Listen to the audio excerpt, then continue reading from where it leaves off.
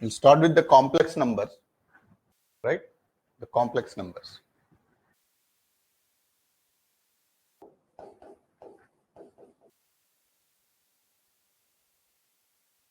Right? In these complex numbers, first of all, we need to understand what is a complex number.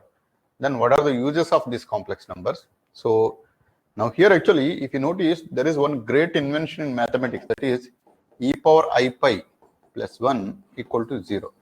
So this is actually said to be one of the greatest invention in mathematics because it changed the face of mathematics completely, especially the application of the complex numbers in the fluid dynamics.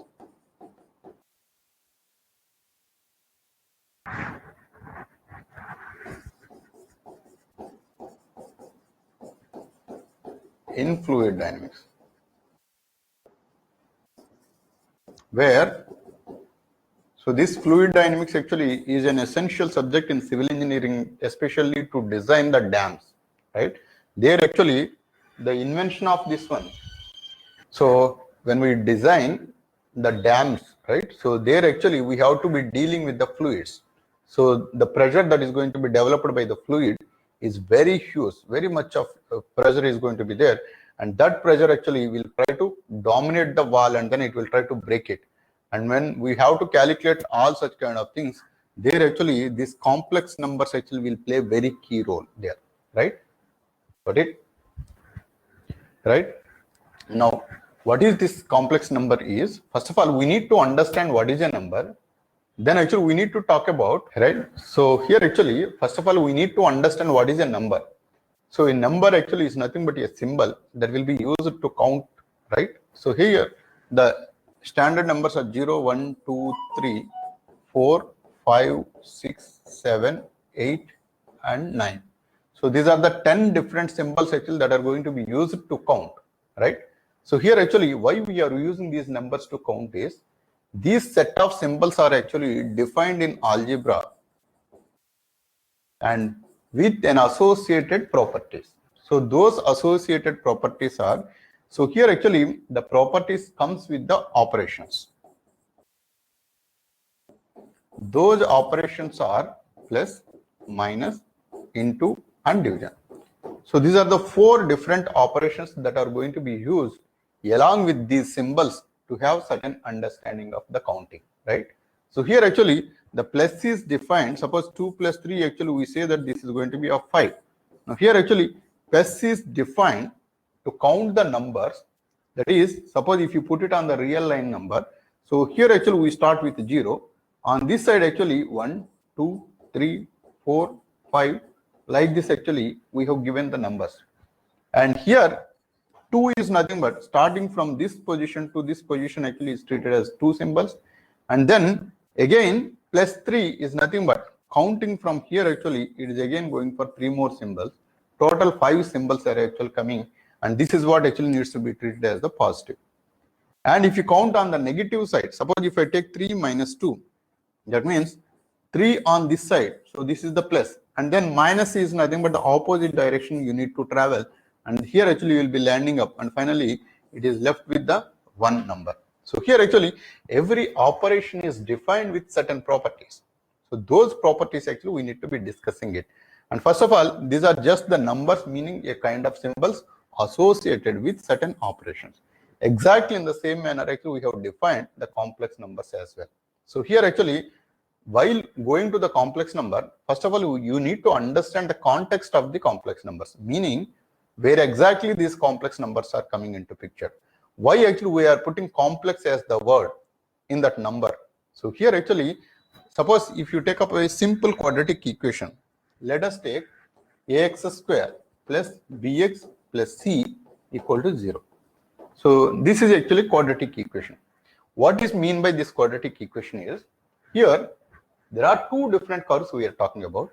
One is, I call this as a function, y is equal to ax square plus bx plus c. So this is a function. So y is expressed as a function of x, and this function is equal to ax square plus bx plus c. Now this actually I can put it on a graph, and that graph, let us say it is of this particular format.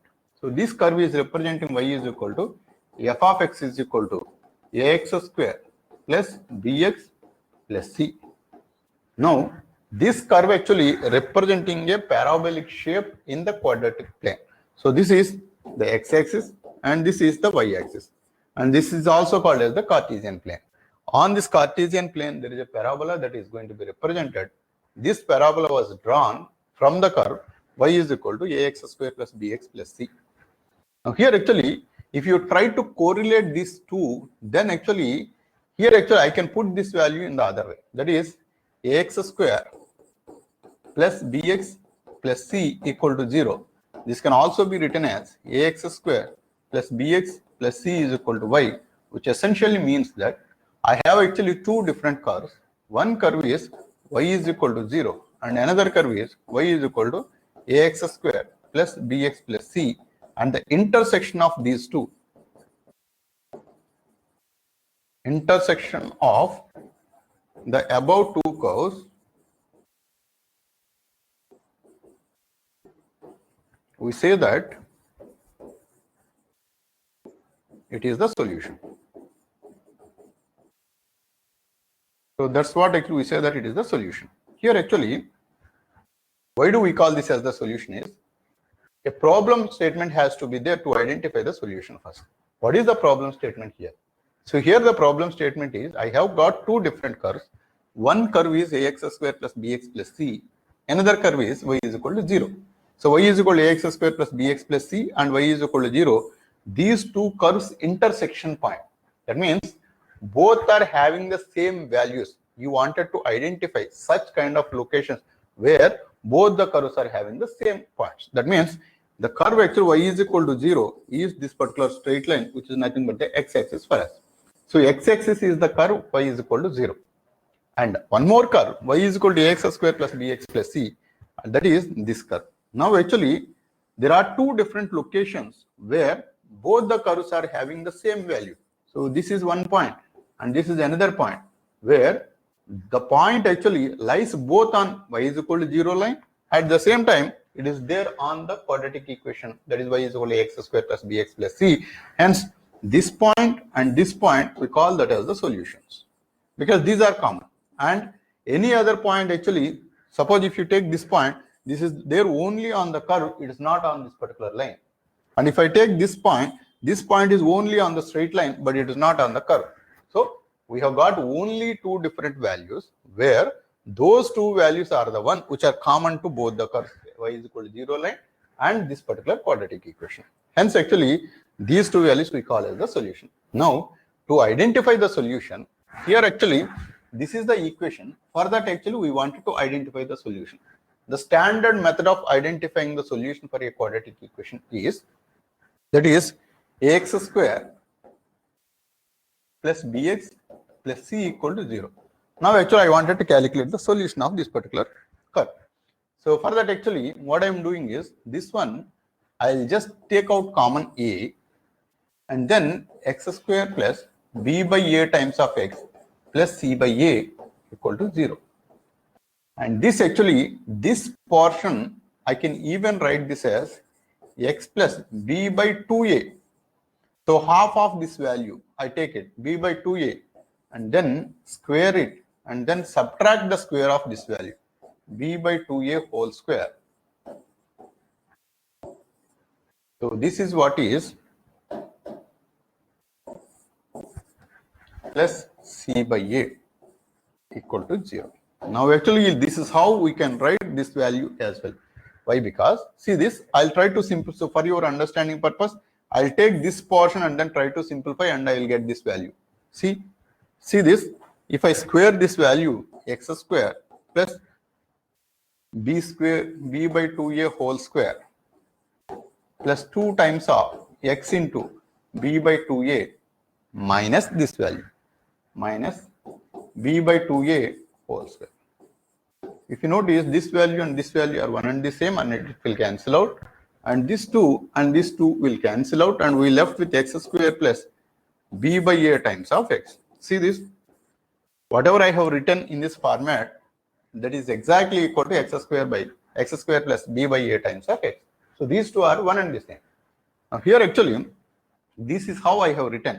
Now, out of this, why I have written in this format is, I will be able to separate the value of x. In this equation, x square is there. But actually, I wanted to express the value of x alone. That means there shouldn't be any square. So for that, actually, I have brought in this format. Now, after simplifying this can be written as x plus b by 2a whole square can be written as, so this a will become 0, and this onto the other side, b square by 4a square minus c by a. Now, in the numerator and denominator, I will multiply with 4a. And here, this is b square minus 4ac divided by 4a square. And this value is equal to x plus b by 2a whole square.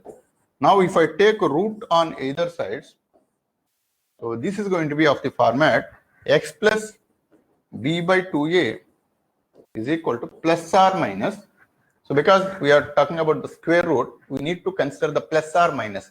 Why it is plus or minus is, suppose if I take the minus x whole square, and this is going to be x square. Because this is nothing but minus x into minus x. So minus into minus will be plus, and x into x is x square. Suppose if I take plus x square, this is x into x, it will still be x square. So it doesn't matter whether you square minus x or plus x, it will always lead to x square. That means the square root of x square may be of minus x or may be of plus x also. So both are valid. Hence, actually, we need to consider both the scenarios. So that's exactly the reason why we put plus or minus here.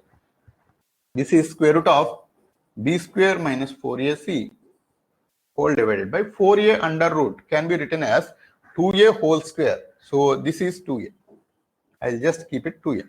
So here actually x plus b by 2a value is equal to plus or minus square root of b square minus 4ac by 2a. Now if I bring this value to the other side, this is going to be x is equal to minus b by 2a plus or minus square root of b square minus 4ac by 2a. Or this can also be written as minus b plus or minus square root of b square minus 4ac by 2a. And this is the value of x. So this is how actually we calculated the solution of a quadratic equation. The solution by definition, what we have done here it is, we have identified the intersection point of the straight line. So this is the straight line y is equal to 0 and the parabola equation y is equal to ax square plus bx plus c. Now here actually, as I have identified the solution of this quadratic equation, so I have got two values. One is this intersection point, another is this intersection point. Now actually, the parabola, depending upon this ABC values, it may be of this kind of, so there are three different scenarios you can arrive. One scenario is, so I have a parabola which is just touching this and going it. So it is just touching at only one point. This is also a parabola. And I have got one more case wherein it is cutting at two different places and going away again. So this is another case. And then we have got one more solution, one more case wherein it is not even coming to this place and going. So here also there. Now we have got all the cases for a parabola. The quadratic equation is ax square plus bx plus c. So this is the equation of the parabola for all the cases. Depending upon the ABC values, we may get this kind of parabola or this kind of parabola or this kind of parabola. So I will take a simple example. Suppose actually if I take this curve, let us say x plus 2 whole square y is equal to, this can be expressed as x square plus 4x plus 2 or x minus 2 I take it, that is far easier. X minus 2 whole square, this is going to be x square minus 4x plus 4. So this is the quadratic equation. See this, a is equal to 1, b is equal to minus 4 and c is equal to plus 4. Now depending upon these values, you know that x minus 2 equal to 0 whole square, because this can be expressed in this format, and x is equal to 2 is the only place where the curve is just touching the curve, straight line y is equal to 0. That means there is only one solution that lies here, that value is going to be of x is equal to 2. So we have got this value. Now this kind of curve can exist if this is the format, right? So that means There is a case of where the parabola just touching and going. This is one case. And we take another case. Suppose if I take the curve y is equal to x minus 2 into x minus 3. So this actually, if you expand it, this is how x square minus 5x plus 6. So this curve actually, if I try to draw it, you know that at y is equal to 0, x value is 2 and x is equal to 3. That means this is x is equal to 2 and this is x is equal to 3. Now there are two places it is just cutting the curve and going. So that is, this is the curve. This is one place and this is another place where the curve is cutting and going. Now I take one more example where the curve is of this format. That is, so y is equal to x square minus 4x square plus 5. Right? So here actually, if I take this curve, it will never touch this x axis at all. So in this particular case, depending upon the value of minus 4x plus 5. See this? Now, here actually whatever may be the value is substituted, it won't cross this particular curve. So if this is the case, the curve is actually just touching this point, and so just actually going above the straight line y is equal to 0 or the x-axis. Now, as a standard formula, what we are doing is, for the quadratic equation, we have generalized that ax square plus bx plus c equal to 0. For this quadratic equation, we are generally stating that this itself is the solution. So if that is the solution, the meaning of the solution itself, what we are saying is, the straight line where it crosses this x-axis, that locations, we are calling that as the solutions. Now here actually, in this particular case, there is a place where it is just touching and going. In this case, there are two places where it is crossing the curve and then going. And here actually, there is no possibility of crossing the line itself. But still actually, we are saying that there are two solutions that exist here. How can that be? There is no place where it is crossing this line at all. Then this is obviously wrong, right? But we are still stating that this itself is the solution. Now, to comprehend that scenario, we came up with the complex numbers. So that's exactly the reason. Now, you might be talking about three different kinds of solutions for a quadratic equation. Those three kinds of solutions are, we take up this case, minus b plus r minus square root of b square minus 4ac by 2a. Now, out of this, suppose this portion, whatever is there here, if it is of 0 value, then in that case, the solutions are minus b by 2a only, because after plus or minus 0. So 0 adding and subtracting, it will not make any difference. Hence, actually, we say that the solution is minus b by 2a only. You take this particular case, x square minus 4x plus 4. B square is minus 4 whole square minus 4ac is 4 into 1 into 4. So this is 16 minus 16 equal to 0. See, in this particular case, what is happening is the b square minus 4ac value is coming out to be 0. Hence, we have got only one solution, minus b by 2a. So minus b by 2a, if you calculate it, minus 4 by 2 into 1. So this is going to be of minus 2. Right? So here actually this is x is equal to 2. Now, so minus of minus plus, yeah. So this is plus 2. So that is the reason actually we have got the solution as x is equal to 2.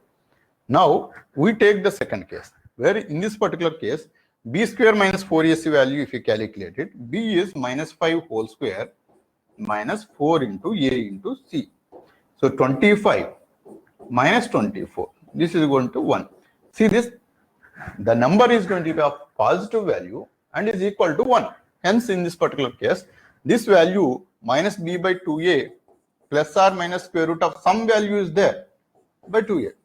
So adding the sum value and subtracting the sum value will definitely be two numbers. So there is one number here and there is one more number here, which is the solutions of it. Now in this particular case, if you take it, if you calculate the b square minus 4ac value, here minus 4 whole square minus 4 into 5.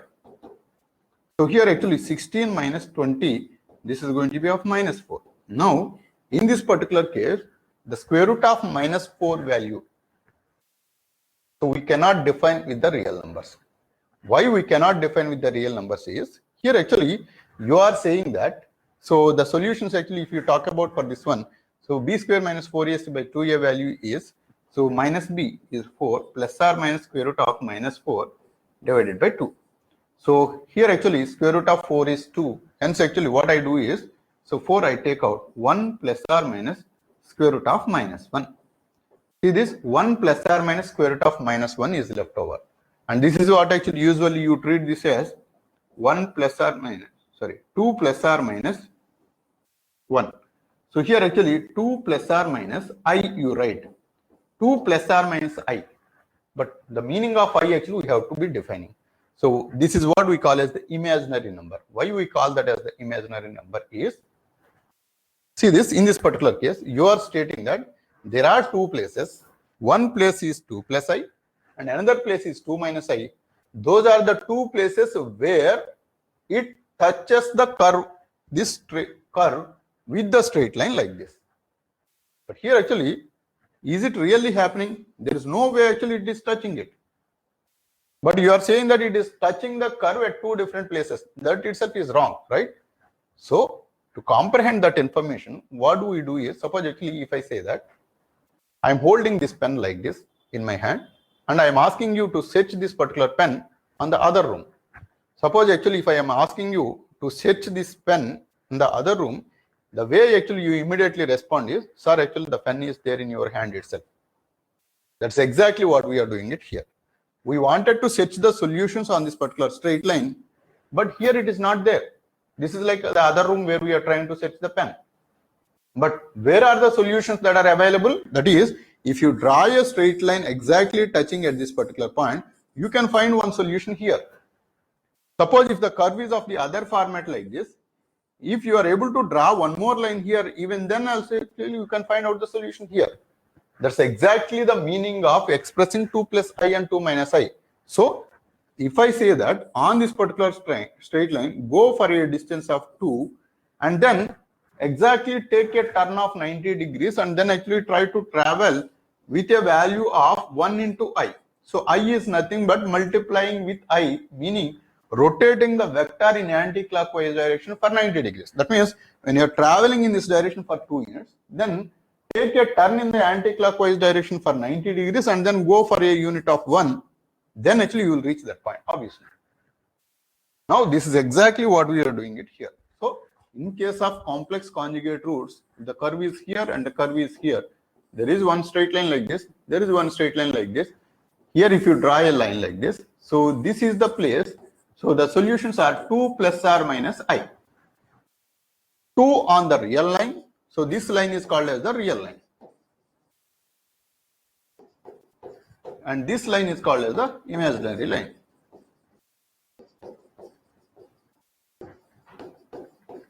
So on the real line, go for a length of 2. So this is 2 units.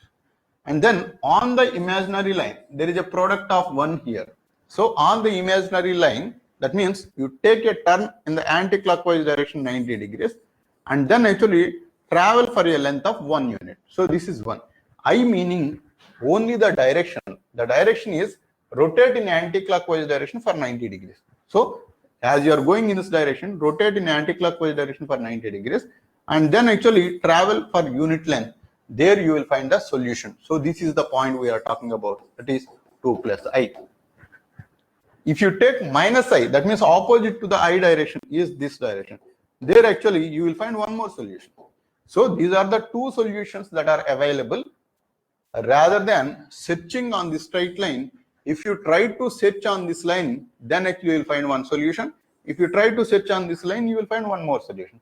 That's exactly what we mean by giving the imaginary answers. That means there is no real solution exists. There is no real solution exists, meaning if you are trying to identify the solutions on this line, so solutions on this line, meaning this is solutions on this line, meaning this line is nothing but the real line. Why we call this as a real line is, so any real number can be represented on this particular line. Hence, this is called as a real line. So here actually real line meaning, so this is the straight line. On this actually we can represent any real number. Real numbers are actually the general numbers what we are talking about. So the numbers are of actually there. So only two different kinds of numbers we talk about. One is the real numbers, another is the complex numbers. Real numbers and the complex numbers. But these real numbers is further classified into many types. One is the integers, natural numbers,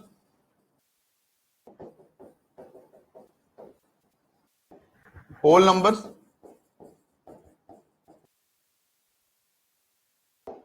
and rational numbers,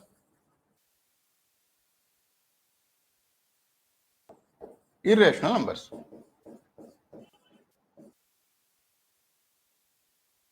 But all these different kinds of numbers actually are only the subsets of the real numbers. So the real numbers is the master number system. So it includes all such kind of numbers. Now any number, suppose actually if you take this as the origin 0, then a real number can be represented on this particular line everywhere. So maybe the positive number, maybe the negative number, maybe the fractional number, maybe the non-fractional number, or an integral number. So it doesn't matter, but still actually you will be able to write it on this particular line. Hence actually this is a real number line. So if you are able to find a solution on the x-axis, so x-axis is also termed as the real axis or the real line. On the real line, actually, if you are able to find the solution, so that is what we call as the real solution. If you are not able to find the solution on the real numbers, that is what we call as the imaginary numbers or the complex numbers. So here actually the word complex is coming into picture. So complex number. So in this particular case, the complex numbers is 2 plus I and 2 minus I. These are the two different complex numbers. Why this word complex coming into picture is, this is still a number, but it's a complex number. Meaning, a number which is of the real number is a simple number for us. That means if you are able to find the solution on this line, and that's what we call as the real number. So the solution is real number. Suppose you wanted to identify, so finally what we are trying to identify, you wanted to identify a single point where that is the intersection of both the parabola and the straight line. But here actually, in the first case actually, as it is straightaway touching and going, this is the point actually we have identified and that we named as just one like this or just a number like this 2. Suppose actually if I have two different places where it is touching, then actually this is 2 and this is 3. So both are points, but I could able to represent with a single number.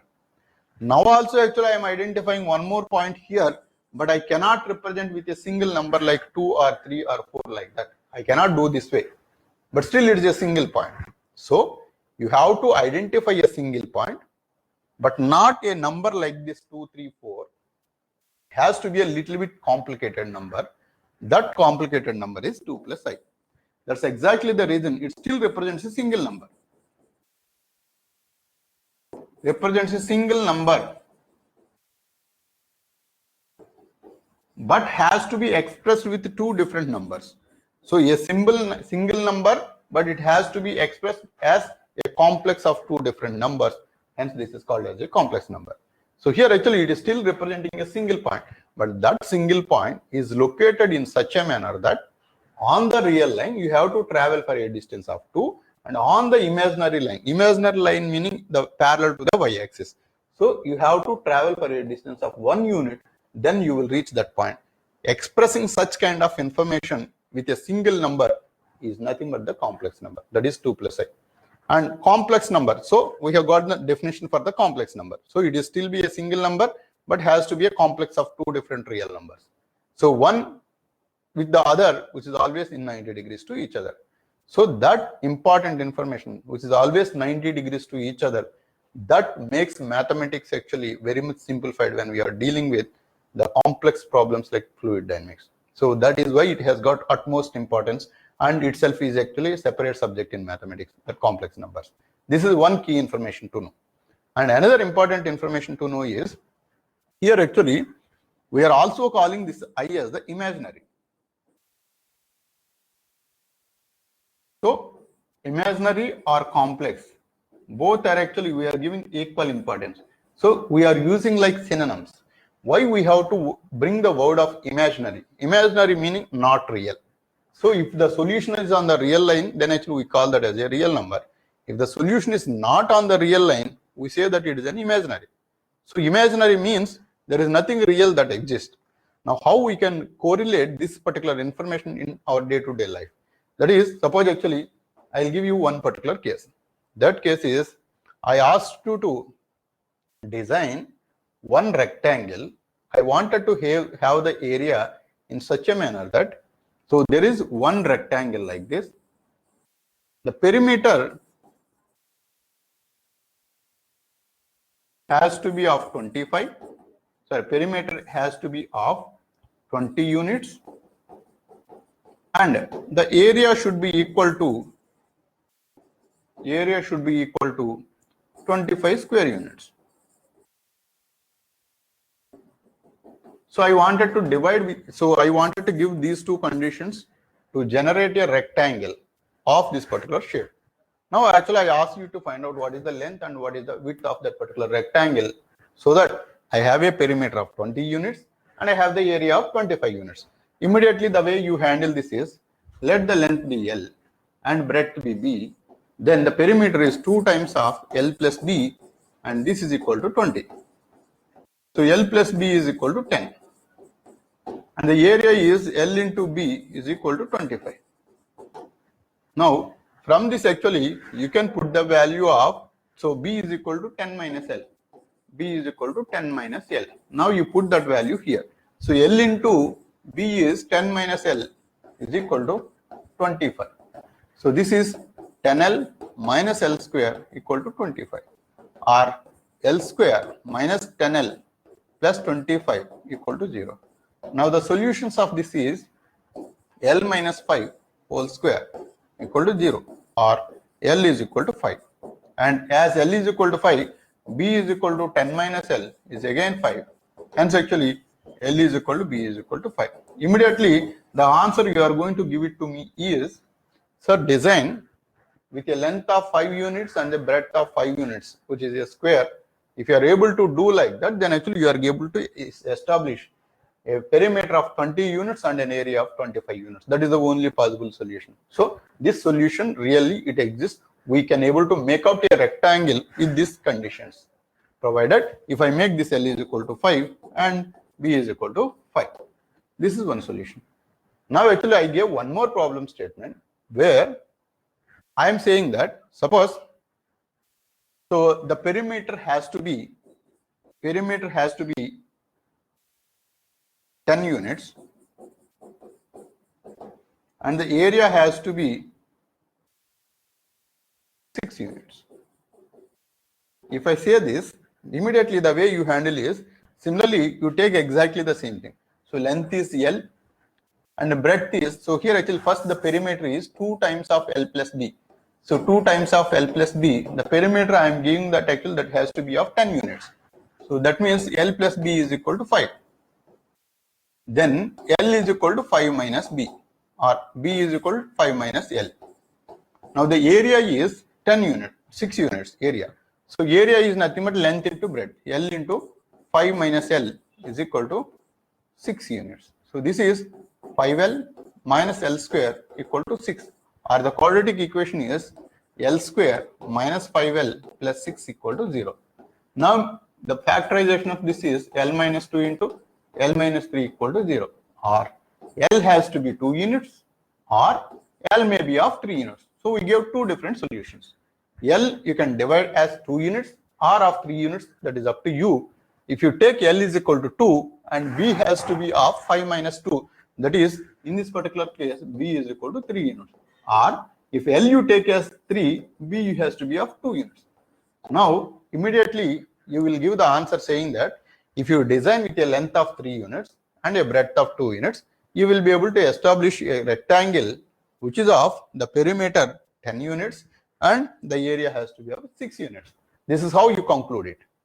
Now actually I gave you one more case. Suppose what I am saying is, I wanted to have an establishment where the perimeter is of 10 units,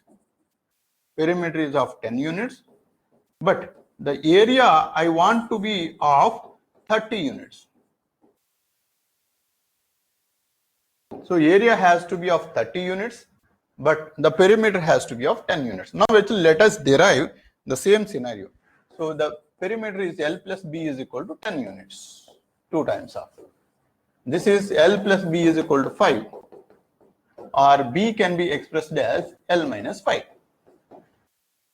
And the area is L into B, this is of 30 units.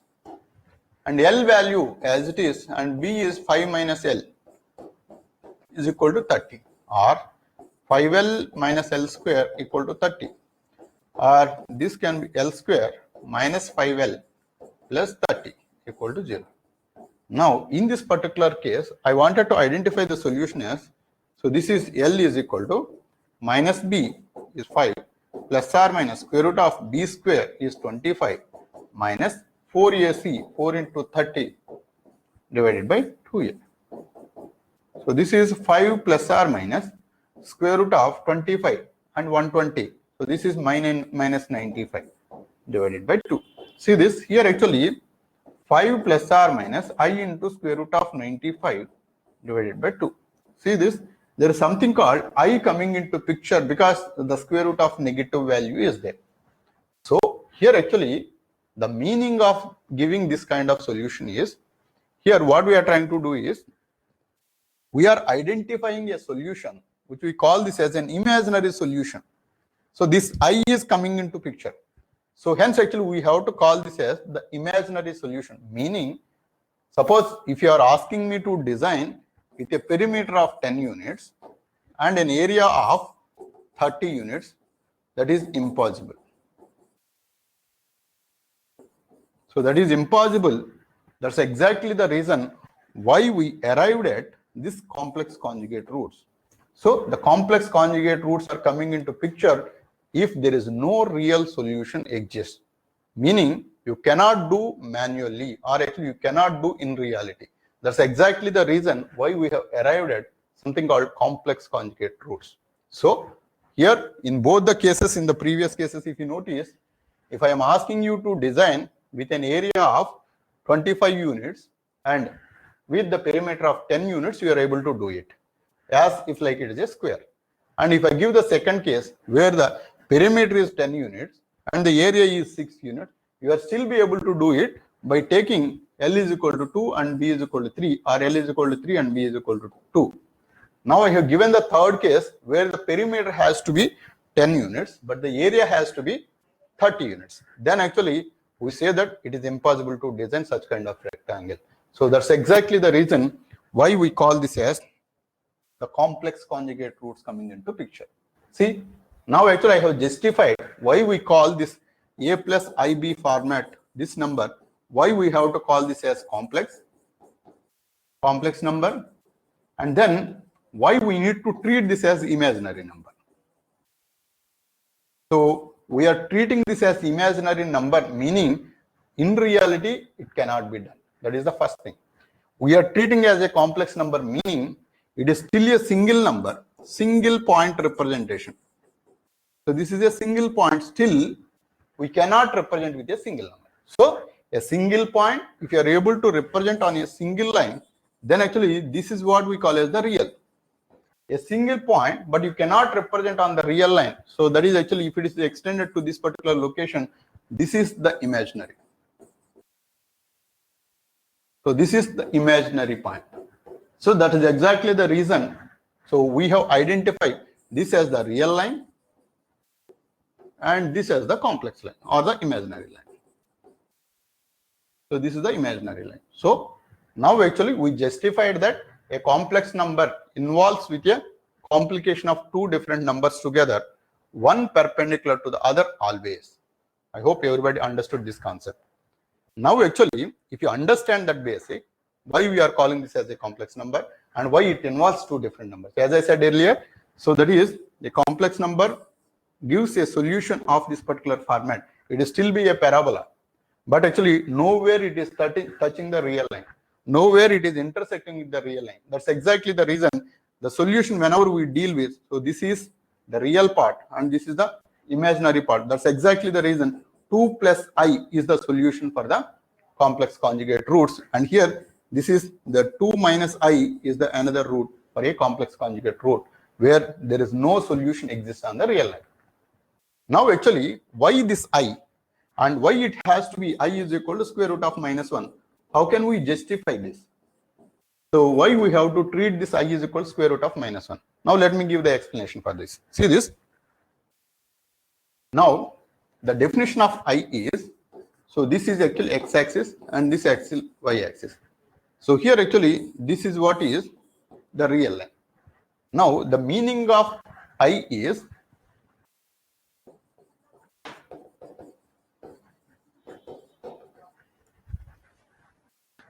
multiplication with I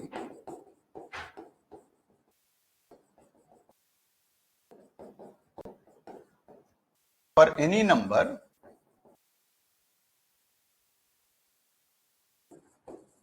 it rotates the vector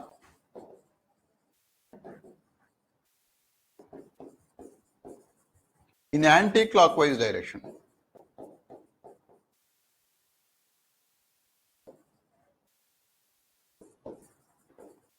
It rotates the vector in anti-clockwise direction for an angle of 90 degrees. That is the meaning of I. Meaning, suppose, usually actually this vertical line, right, we treat as I. Suppose I take this particular number is nothing but the real line. So on this real number, I have taken a length of 1 unit. Now this one actually I have, so this is a vector which is nothing but the position vector. So this is the position vector. And this position vector, when you multiply with I, meaning it will rotate that vector in anti-clockwise direction for 90 degrees. That means 1 into I is just I. So it rotated by an angle of 90 degrees in the anti-clockwise direction. Hence actually, if this you treat as the real line, and then multiplication of I is rotated the real line in 90 degrees anti-clockwise direction. Hence this is nothing but as you are multiplying with I, you need to treat this as imaginary line. Now, why we are justifying square root of minus 1 into I is, see this, if I multiply again with I this number, then actually it rotates again 90 degrees in the anti-clockwise direction. So this direction, so this is going to be of I square, because one I multiplication is a rotation of anti-clockwise direction 90 degrees, and another I, if you multiply it, it is going to rotate by an angle of 90 degrees again further from there. So this is of I square. Now if you again multiply with I, then actually this line, so this is of I cube. Now if you again multiply with I, then actually it is going to rotate in this direction. Now actually it is coming back to its original position. This is I power 4. So from this actually you can conclude two facts. One is I power 4 is equal to 1. This is one important factor. And this is one vector and this is the opposite vector of same magnitude. But this is I square and this is equal to 1. So I square left side and 1 on the right side. Meaning here actually on the real line, I square value actually we are treating that as minus 1, because actually this is plus 1. The same length in the opposite direction, it needs to be treated as minus 1 because this is the real line. On the real line, if this is the plus direction, and I square actually with the same magnitude is coming in the other side, and that is you have to treat as minus 1 because that is on the real line. So I square value is equal to minus 1. So because I square and 1 are on the same real line, and even the minus 1 is also on the same real line. So minus 1 value is exactly equal to 2 times multiplication of the real number 1. So 1 I multiplication anti-clockwise direction 90 degrees, 1 more I multiplication anti-clockwise direction, 1 more 90 degrees. Hence actually it is coming out to be minus 1. Hence actually I square is equal to minus 1. Then square root of minus 1 is the value of I square is equal to minus 1. Then I is equal to square root of minus 1. And the meaning of it is, if you multiply with I, rotation of the vector in the anti-clockwise direction. So that is why whenever we treat I is equal to imaginary line or actually square root of minus 1, it will convey the same information because it is still on the real line, but in the negative direction. Got it? So this is how actually you have to treat. Now actually, why if it is an imaginary, then why it has got so much of importance in mathematics? So this is actually we are talking about in the initial case actually when I deal with the quadratic equation where there are imaginary solutions. There actually we are saying that there is no real solution exists. That means you cannot define, so you cannot do practically. So as it is not able to do the practicality, then actually why it has got so much of importance in mathematics. So we have to be forgetting there itself because there are no applications. But the importance comes from the fact that there is a 90 degrees anti-clockwise rotation here, which means that suppose if I have one line here, the same line if I wanted to rotate in the anti-clockwise direction, suppose actually if I have the value of A and I can see that actually in the 90 degrees anti-clockwise rotation, this will be of AI. So if I multiply with I, it rotates for an angle of 90 degrees. This definition has got utmost importance. Why it has got utmost importance is, suppose actually, if you see that, so maybe at the +2 standard in physics, you might be studying, that is the electric field lines and the potential equipotential lines are always perpendicular to each other. So these lines are always perpendicular to each other. Or actually, I will give you an example which is very much useful for you. See this, suppose actually if I leave this chalk piece here, it will go and fall down on the ground. Why it has to fall down on the ground? Why can't it go in this way? See this, if you notice, the potential energy of this block is going to be of higher value at this point and lower value at this point and far lower point at this point. So if you notice, the potential energy of this block, as you keep on coming down, it is going to be 0. So here actually the highest length, if you are able to achieve it here, higher potential energy. And here is the least potential energy. So the potential energy of this particular block is going to be of, as you keep on go high, so it is going to have the higher potential energy.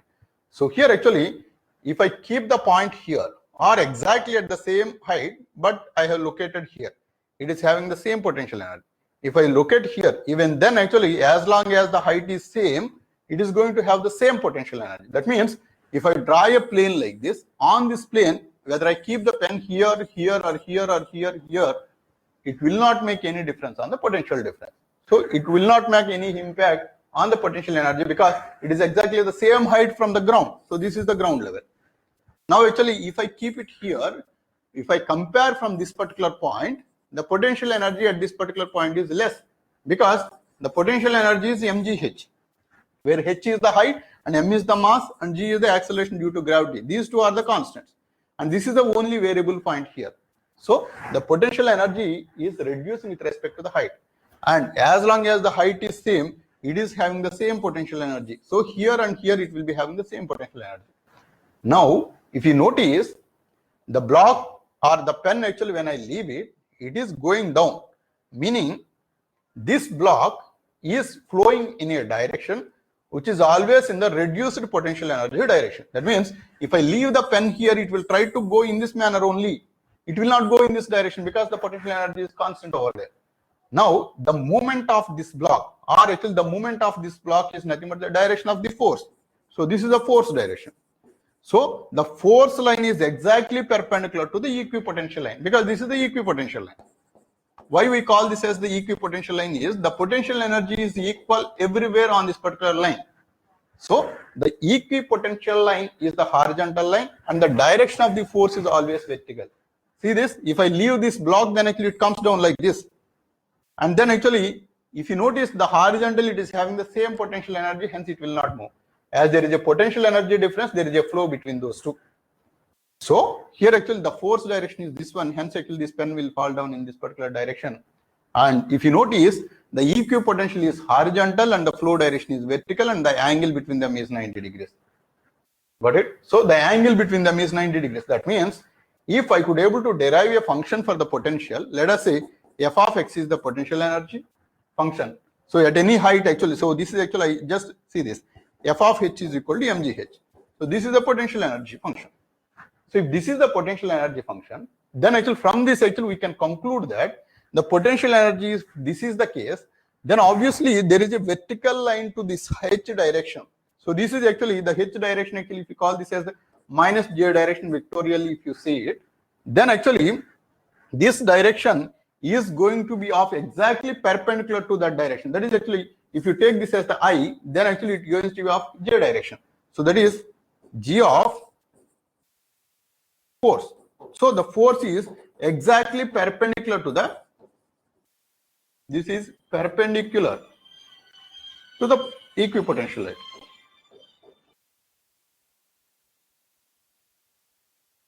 So this is the reason actually why there is a case of, see this is the equipotential lines, this is a force line, these two are always separated to each other. That means if you are able to identify the potential function in terms of H, then the direction of the force is always perpendicular to this particular function.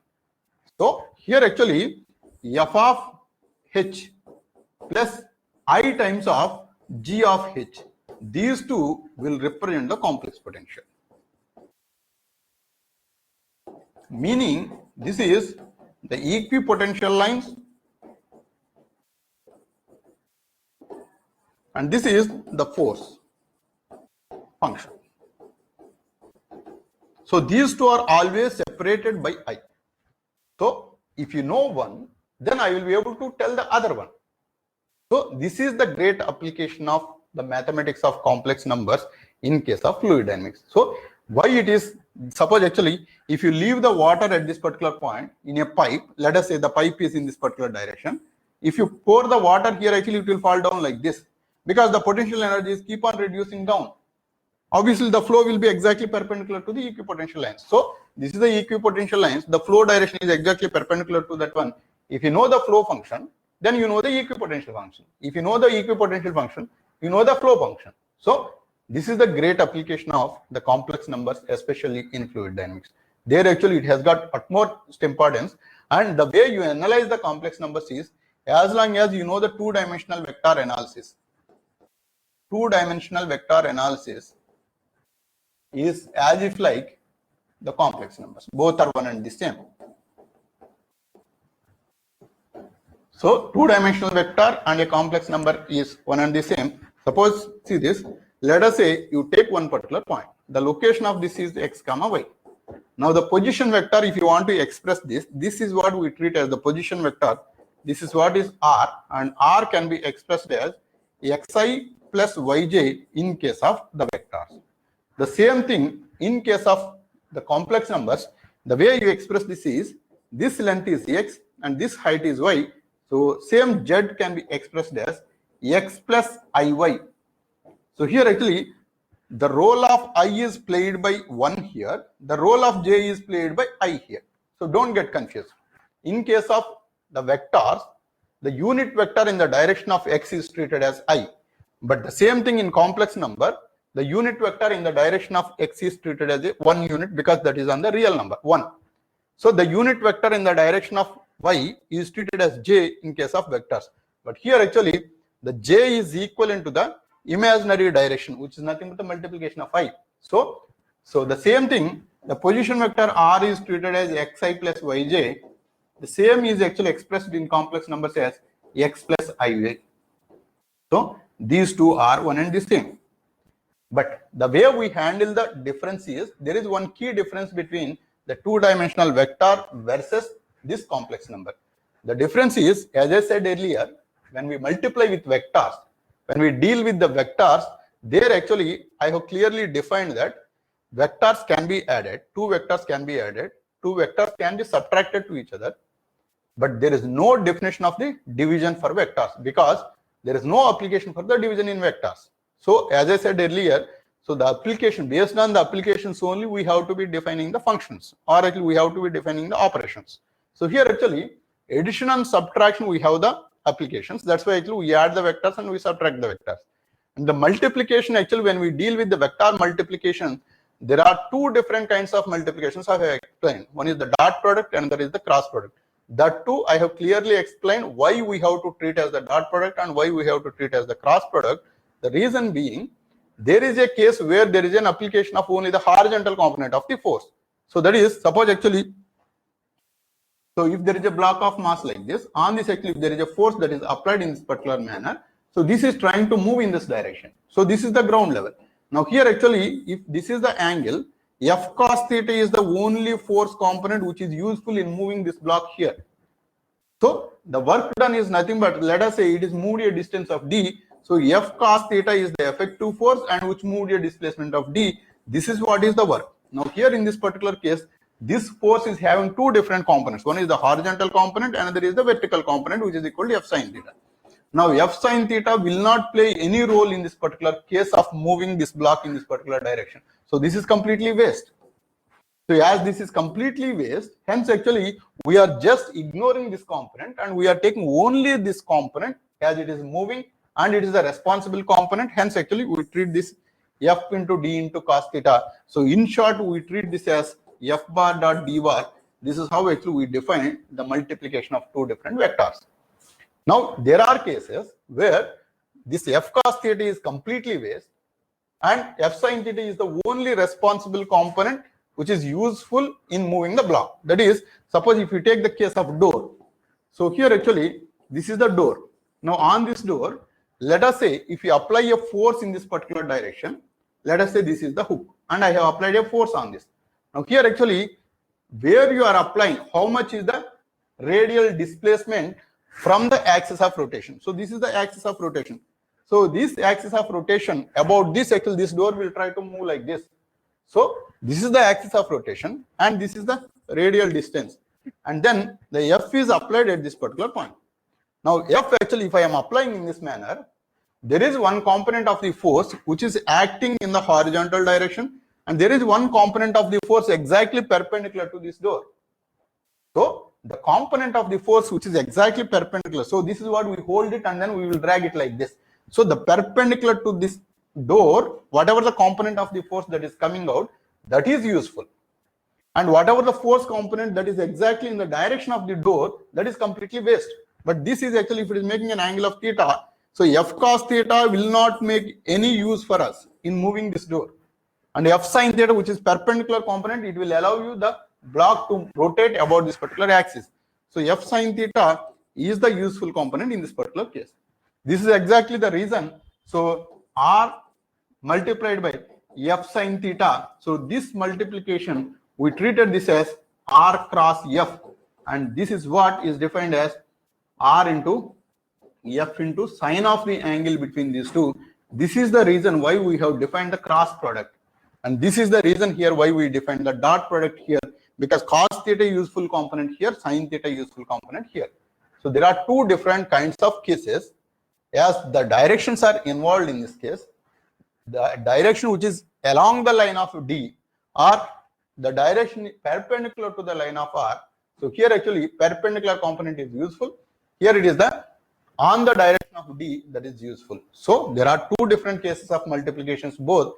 Hence actually we defined a dot product here and we have defined the cross product here. Now as we are treating the complex numbers as a two-dimensional vector, and we know that suppose actually I have a vector 2i plus 3j. Now if I have to multiply these two vectors, that is let us say 4i plus 5j. If I wanted to multiply these two without putting a dot or cross, we cannot define a multiplication to these two vectors. This is very much essential to understand. So this is the big difference between the complex numbers and a two-dimensional vector. See this, if I say that actually multiply these two vectors, so if I don't say whether it is a dot product or a cross product, then actually we cannot multiply these two vectors. That means there is no multiplication that we can define RF like this. So this multiplication is invalid in case of vectors. Either it has to be R dot F, which is having a definite meaning, which is the angle between theta. So that is actually you need to treat as cos theta. And R cross F also we can define where you have to do multiplication with sin theta, R into F. But this kind of multiplication without having dot or cross, actually it is of meaningless in case of vectors, because there is no operation defined with the direct multiplication, that is completely meaningless. But in case of complex numbers, the way actually I square actually changed the application completely. Why? Because see this, I have two different complex numbers. Let us say 2 plus 3i. I have one more complex number. Let us say 1 plus 2i. Now here actually I don't need to define a dot or I don't need to define a cross. This is still a two-dimensional vector. But I can straight away multiply. See this, 2 into 1. is 2 plus 2 into 2i plus 3i into 1 plus 3i into 2i. Now here actually 2 into 1 is 2 plus 2 into 2i is 4i plus 1 into 3i is 3i plus 3 into 2 is 6i square. So here actually 4i plus 3i is 7i minus 6. See this I square actually we have defined as minus 1. So here actually I square value you can replace with minus 1 and you can still treat as the real number. Now actually it has become minus 6 plus 2, that is going to be minus 4 plus 7i. This is how actually you multiply the straightforward multiplication without having any dot or any cross. So dot and cross are valid only in case of vectors. But here actually as we are dealing with two specific directions, that is the real direction and the imaginary direction. So in vectors, that is a master where actually you can deal with any kind of direction.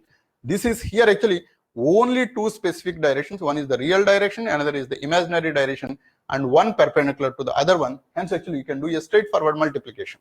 So this is how actually we define a complex number as a single point on the plane. So a complex number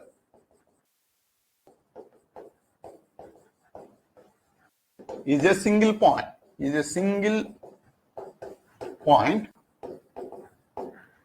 identified on a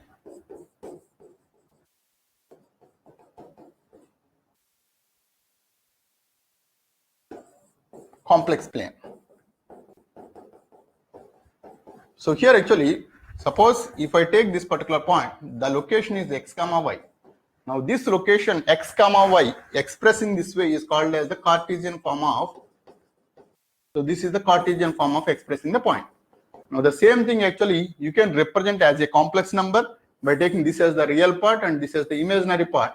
This location is x and this height is y, and this number is treated as z is equal to x plus iy.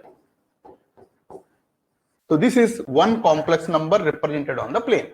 And so if you treat this as the x-axis and if you treat this as the y-axis, then this coordinate system is called as the Cartesian coordinate system. But the same thing, if you treat this as the real line and if you treat this as the imaginary line, then this coordinate system is called as the Argand's plane.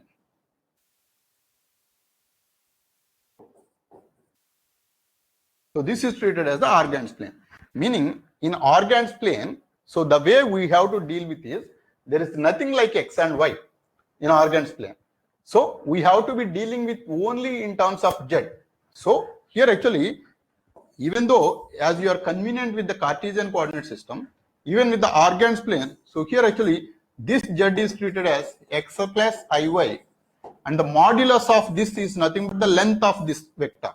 So the length of this is, the way we have calculated the magnitude of the vectors, x square plus y square under root, this is the modulus of this. And the angle made by this complex number, so you know that actually this height is y and this length is x. So tan theta is equal to y by x. Hence theta can be expressed as tan inverse of y by x. So this is what is called as the argument of the complex number.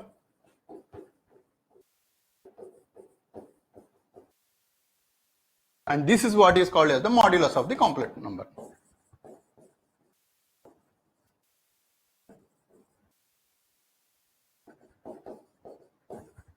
So on the Argand's plane, we will be representing the complex number as a point and the location is treated as x plus iy, and this length is even be treated as mod z, and this angle is treated as theta, which is called as the argument. So in polar form actually we represent mod z at an angle of theta. So this is how actually we represent the polar form of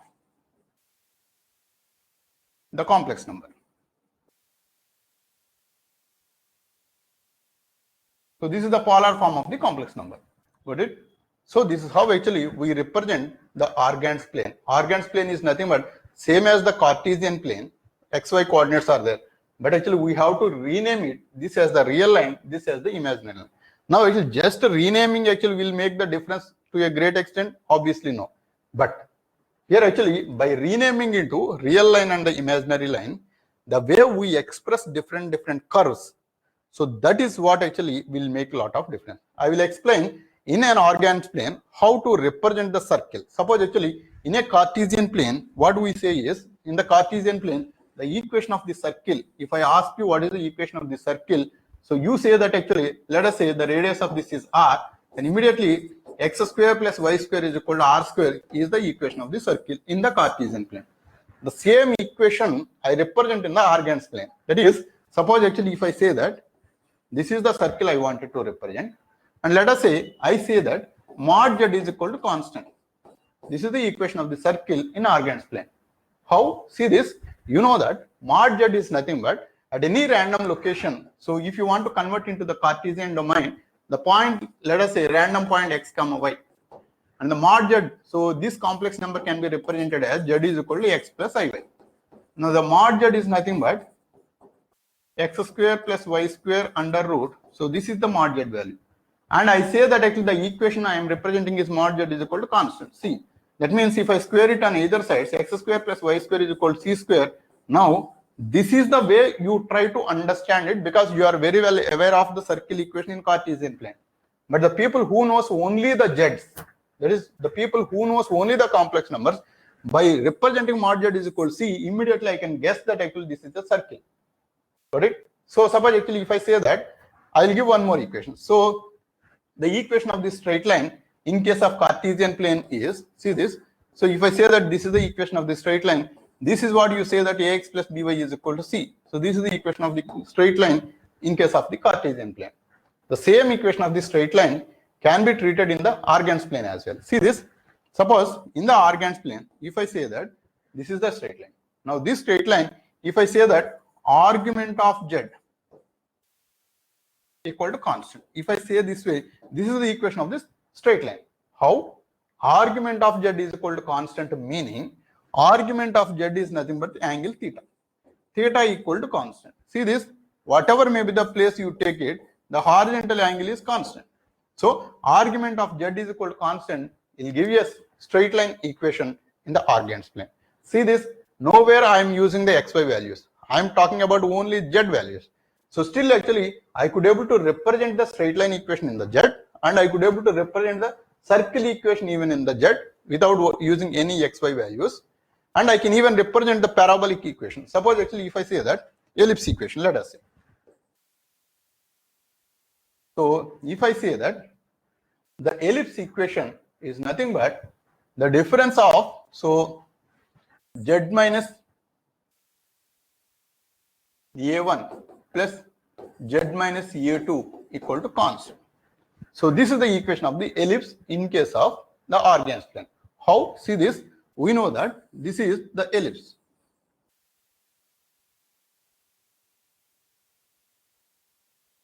So this is the ellipse. For the ellipse, there are two different focus. So this is one focus and this is another focus. Let us say this is located at a1 and this is located at a2. Now here actually this is the center. This is x-axis and this is y-axis. For your convenience, actually I have represented. Now the definition of ellipse is, so that is the sum of the distances.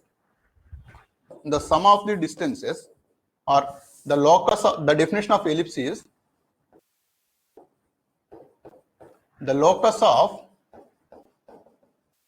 all the points,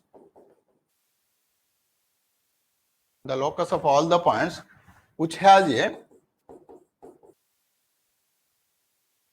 constant value of the sum of the distances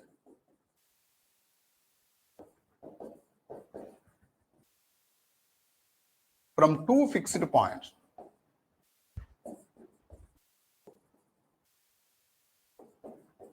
Is always constant. So this is the definition of the ellipse. That means if I take a random point like this, now the location of the random point is z. So this is the z value. So z is expressed as x plus iy. So this is the z value. Now there are two different fixed points, a1 and a2. Now if I count the distance between these two, this is nothing but mod of z minus a1. So this is the distance which is represented as mod of z minus a1, and this distance, this is represented as mod of z minus a2, and the sum of these two values, mod of z minus a1 plus mod of z minus a2. So mod of z minus a1 is this distance, mod of z minus a2 is this distance. The sum of these two distances is equal to 2a. So 2a is nothing but the length of the major axis, that is the length of this axis. Now, if you try to follow this equation and try to trace this curve, then actually you are going to arrive at an ellipse. So, as per the definition of the ellipse, the sum of the distances from the two fixed points is always constant and is always equal to the major axis length. Suppose if you take this particular point, let us say, now this distance plus this distance, so sum of these two distances is equal to the entire length. Because see this, from here to here, this is one distance, and this distance and from here to here it is same. So this distance you can put it here, and this distance you can put it till this point. The sum of these two distances will be equal to the major axis length. Even if you take it here also, this distance and this distance, if you add it, it will be equal to the sum of the major axis. So it will be equal to the length of the major axis. So like this, actually, the ellipse can be represented even with only in terms of z alone. See this, the same ellipse actually you might have learned as x square by a square plus y square by b square is equal to 1. This is also ellipse. If you simplify this equation, actually you will arrive at this particular point. Similarly, even the hyperbola also you can represent, which is the difference of the distances. Rather than plus, it is a minus. Difference of the distances is equal to the major axis length. That is nothing but the definition of the hyperbola. So, like this, the difference between Argand's plane and the Cartesian plane is, in the Cartesian plane, which you are already well aware of it, that is, you will be using xy variables to represent the curve. In Argand's plane, we will be using only z as the variable, which is a combination of both x and y. In the real and imaginary parts, z is expressed as x plus iy. And this actually used as the z itself is the only variable that will be used to identify the function. And still actually you will be representing the same kind of curves of your own interest. So this kind of domain is called as the z domain analysis. So z domain analysis, we do it. Why? Because at graduation level, actually, you will be dealing with two different major topics. One is the real analysis and it is the complex analysis. So as I said earlier, the number systems are only of two. So though you might have learned many number systems like natural numbers and integers and whole numbers, or the rational numbers or irrational numbers, such kind of numbers actually you will be dealing with. Finally, all such kind of numbers are actually treated as only the real numbers. And then actually along with the real numbers, there is another set of number system, that is the complex number system.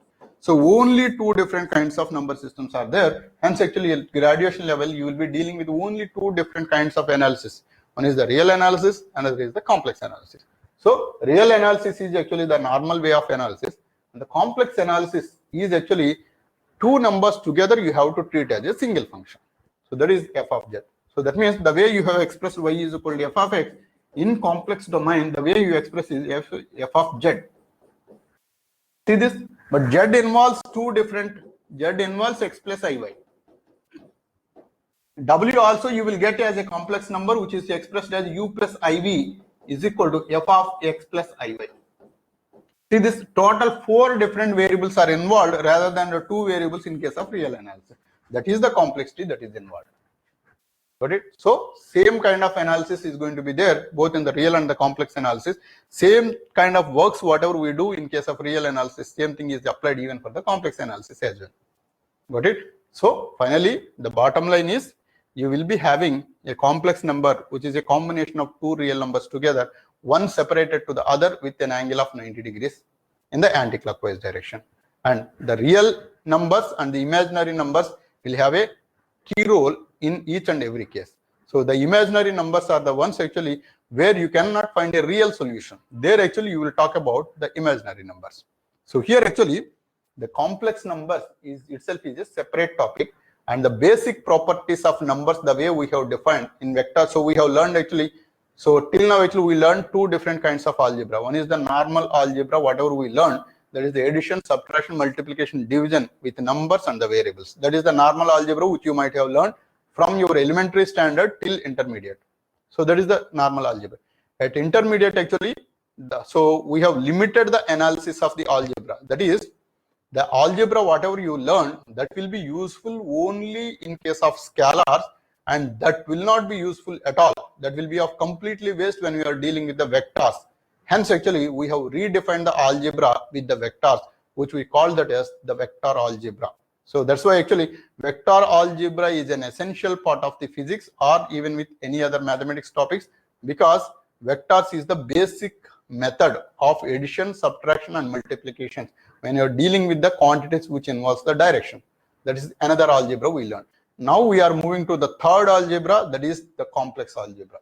So first you understand the algebra first, that is the addition. So any algebra involves certain symbols along with certain operations. So here actually the numbers and the variables are the symbols. That's what we are using in case of algebra. That is 0, 1, 2, 3, 4, 5, 6. So till 9 actually we have 10 symbols along with 4 different operations of addition, subtraction, multiplication and divisions. So additions, so all these 4 operations along with numbers will be the plain algebra. Now the same addition, subtraction, dot product, cross product with the vector variables. Now actually we have defined that as the vector algebra. And the third algebra is, we'll be dealing with only in terms of Z with the addition, subtraction, multiplication, division operations. So that is the 4 operations again comes back as if like it is the normal algebra, but the way we have to deal with is in terms of Z, where Z involves 2 different variables, x plus iy, and x is the real line and y part is actually on the imaginary line. So for that actually we have to be applying the same principles of algebra. So that algebra principles actually I will be discussing in the next class. That is, there are certain rules to use as algebra. Those rules are, so the additive identity, multiplicative identity, closure property, associative property, and then actual commutative properties. These properties needs to be obeyed by the standard variables. Then only we have to define the algebra. So these principles I am going to discuss in the next class. Do you have any questions? You can let me know now.